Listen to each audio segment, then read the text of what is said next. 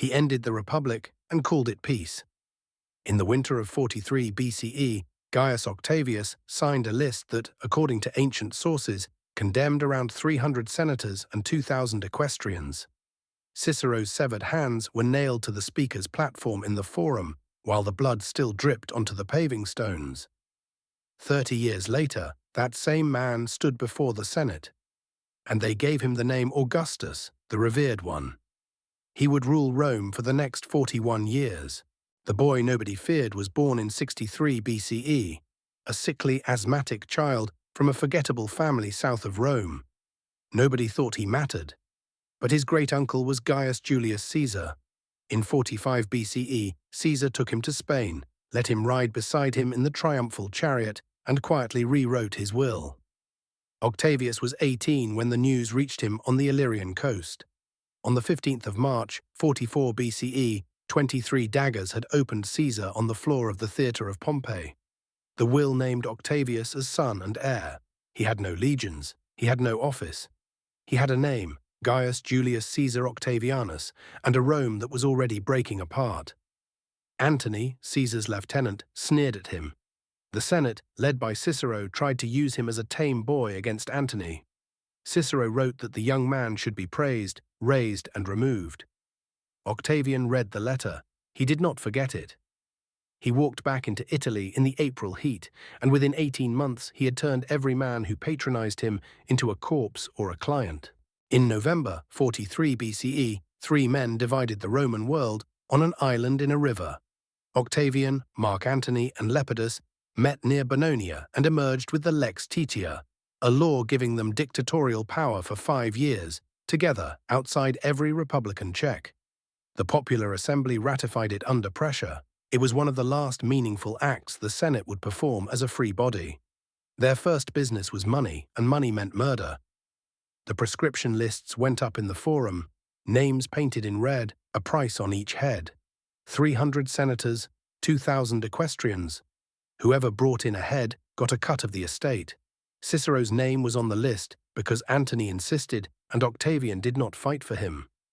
On the 7th of December, 43 BCE, soldiers caught the old man in a litter near Formiae. He leaned out, bared his neck, and told them to strike cleanly. They brought his head and hands back to Rome. Fulvia, Antony's wife, jabbed a hairpin through the dead tongue that had denounced her husband. The hands that had written the Philippics were nailed above the rostra. Octavian was 20 years old. The sources say he watched. 12 years of civil war followed. At Actium on the 2nd of September, 31st BCE, his admiral Agrippa burned Antony's fleet against the Greek coast, the sea turning orange under pitch and pine. Antony and Cleopatra fled to Alexandria. The next August, both killed themselves. Octavian walked into her palace, looked at her body, and became the only man left standing in the Roman world. The killing was easy. The lie took longer. In the winter of 41 BCE, Octavian besieged Perusia, where Antony's brother had raised a revolt. When the town fell, ancient sources claim hundreds were executed at an altar to the deified Julius. Their throats cut like cattle on the Ides of March. Modern historians debate the number. The point stands. A man who styled himself the Avenger of Caesar was using Caesar's name as a butcher's hook. Then he learned something no Roman general had mastered. After the wars, he had 60 legions. 60 legions that could end any career, including his.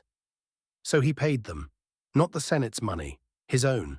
He bought farms for 150,000 veterans with his personal fortune. The soldiers swore no oath to the Republic. They swore to him. Then he did what would have gotten Sulla executed.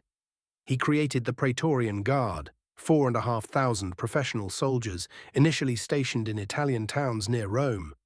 Every emperor after him would live and die by their mood. And then, on the 13th of January, 27 BCE, he called the Senate into session.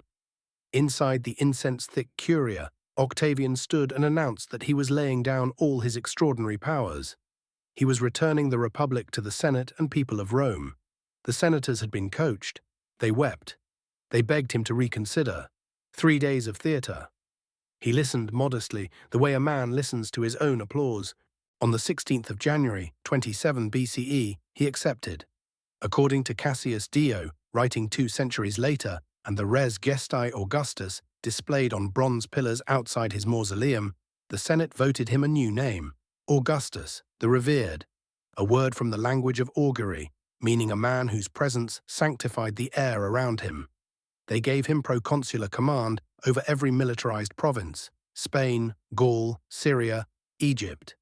They left the consulship, the tribunes, and the law courts exactly where they had stood.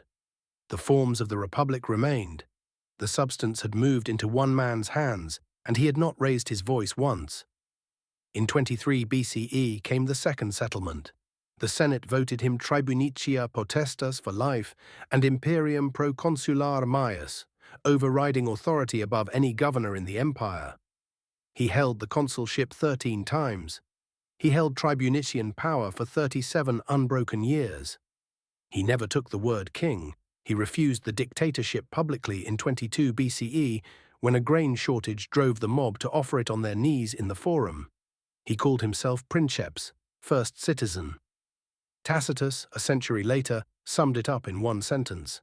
He had seduced the army with bonuses, the people with cheap grain, and everyone else with the sweetness of peace, and gathered into himself the Senate, the magistrates, and the laws. He never fell. That was the problem. He built the Ara Pacis, dedicated on the 30th of January, 9th BCE. A marble altar where the smoke of sacrificed bulls advertised a peace paid for with the subjugation of Gaul, Spain, and the Alps.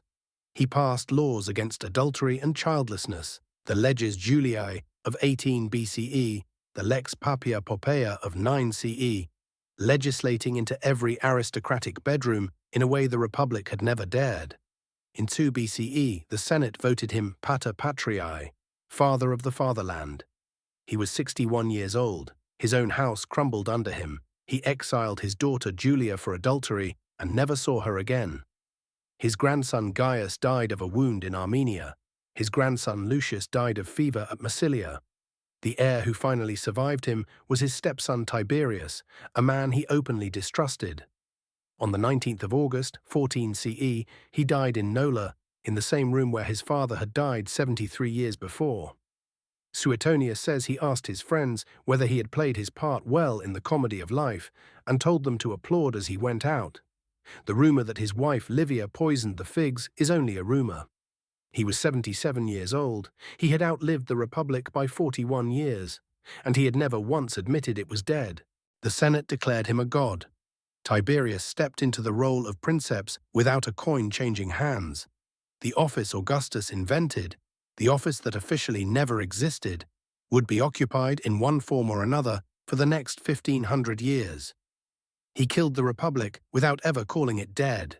Was he Rome's savior or its most patient assassin? Tell us in the comments and subscribe for more history, unfiltered.